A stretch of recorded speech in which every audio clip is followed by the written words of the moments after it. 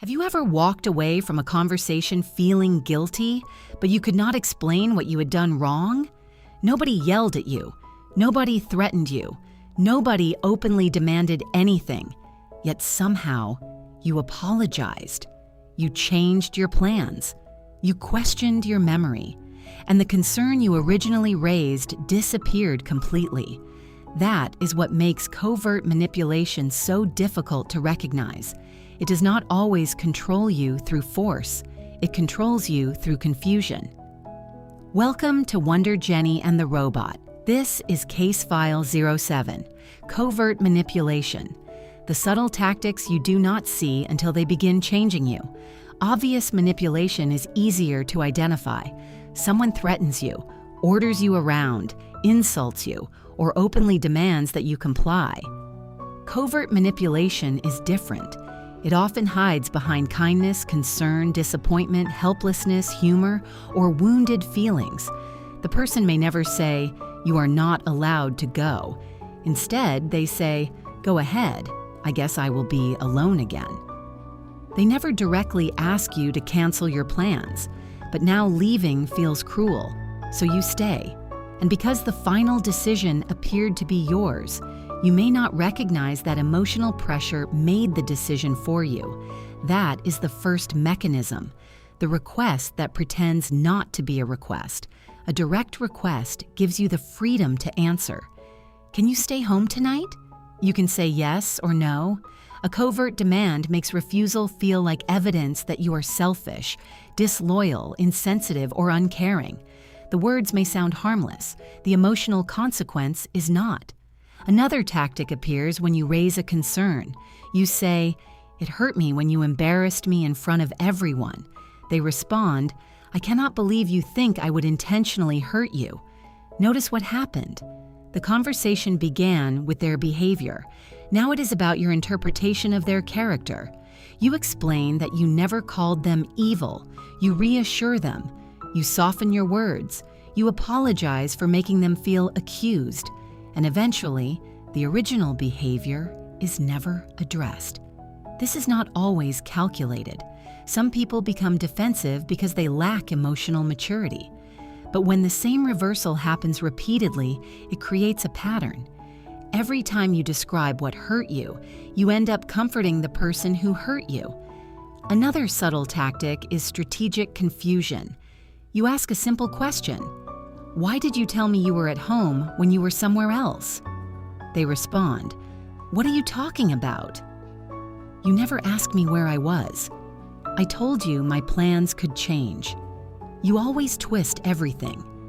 "Why are you interrogating me?"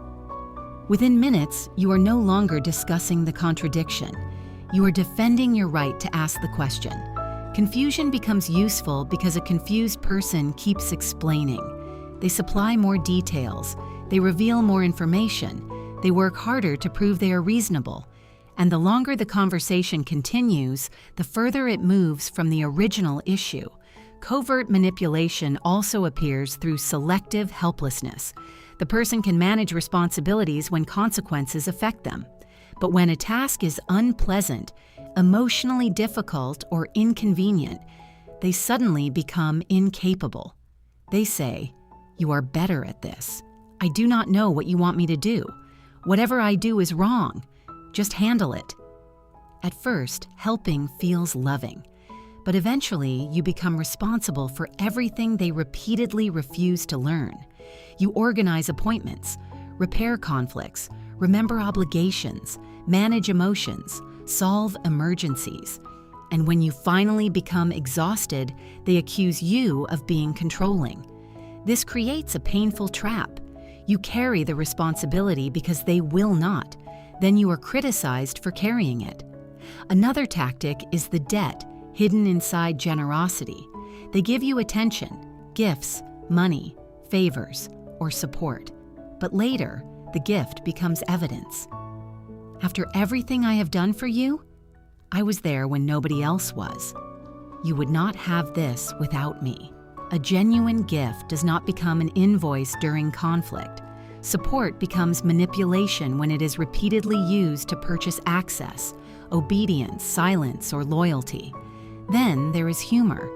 A humiliating comment is made in front of other people. You look uncomfortable. They laugh and say, "It was only a joke. You are too sensitive." Everyone else thought it was funny. Now, the problem is not what they said. The problem is your inability to tolerate it. Healthy humor creates connection. Manipulative humor gives someone permission to wound you while escaping accountability. If you object, you become the person ruining the mood. Covert manipulation can also use comparison. "You are not like my ex. She was always suspicious." My friend's partner never complains about things like this. Everyone else understands me. The comparison creates an invisible competition. You begin proving that you are more trusting, more patient, less demanding, and easier to love. You stop evaluating the behavior. You start defending your position. The manipulation becomes especially powerful when affection follows compliance.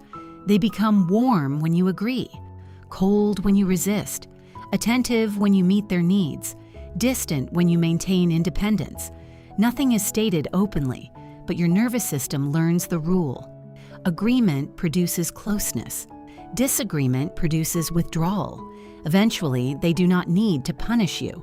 You begin adjusting yourself before they react. You think, "Maybe I should not mention it. I will go another time. I do not want to upset them. I should explain this more carefully." That is the point at which covert manipulation moves inside you. You begin performing the control on their behalf. But an important distinction matters. Not every defensive response is manipulation. Not every misunderstanding is intentional. People can communicate badly. They can become insecure. They can react emotionally and later take responsibility. The question is not whether one uncomfortable conversation occurred. The question is whether the same pattern repeatedly produces the same outcome. You raise a concern. The subject changes. You become guilty. You apologize. They avoid responsibility. Nothing changes. That is the pattern to examine. Ask yourself 3 questions. First, do I regularly enter conversations with one concern and leave defending my entire character? Second, do I feel responsible for preventing this person's disappointment, anger, or withdrawal? Third, am I becoming quieter, smaller, or less independent to keep the relationship stable? You do not need to diagnose the person. You need to observe what the dynamic is teaching you to do. A practical way to interrupt covert manipulation is to return to the original subject. You can say, "I understand that you are upset. My original question still needs an answer. We can discuss my reaction afterward. Right now, I am addressing what happened. I am not making a decision while I feel pressured. I have explained my position. I am not adding another defense." Notice how simple those statements are. Manipulation often survives through endless explanation. Clarity interrupts it. You can also stop treating every emotional reaction as an emergency. Someone may feel disappointed when you say no. That does not automatically mean your answer was wrong. Someone may misunderstand you. That does not require you to abandon your decision. Someone may become distant. That does not mean you must chase them and restore the connection at any cost. You are allowed to let another adult experience an emotion without immediately fixing it. Covert manipulation becomes powerful when you cannot name what is happening. Once you recognize the pattern, the confusion begins losing its authority. You may still feel guilty. You may still question yourself. But now you can ask a different question. Did I freely choose this, or was I emotionally cornered into it? Manipulation does not always look like someone taking control. Sometimes it looks like someone creating conditions in which surrender feels like your own idea. The first step is not confrontation, it is observation. Watch what happens when you stop over-explaining. Watch what happens when you return to the original question. Watch what happens when you allow disappointment without changing your answer. The reaction may tell you more than the request ever did. If this case file helped you recognize a pattern, write down one sentence you can use the next time a conversation becomes confusing. Let us return to the original issue. Subscribe to Wonder Jenny and the Robot. In the next case file, we investigate triangulation, the manipulation that turns relationships into competitions nobody agreed to enter.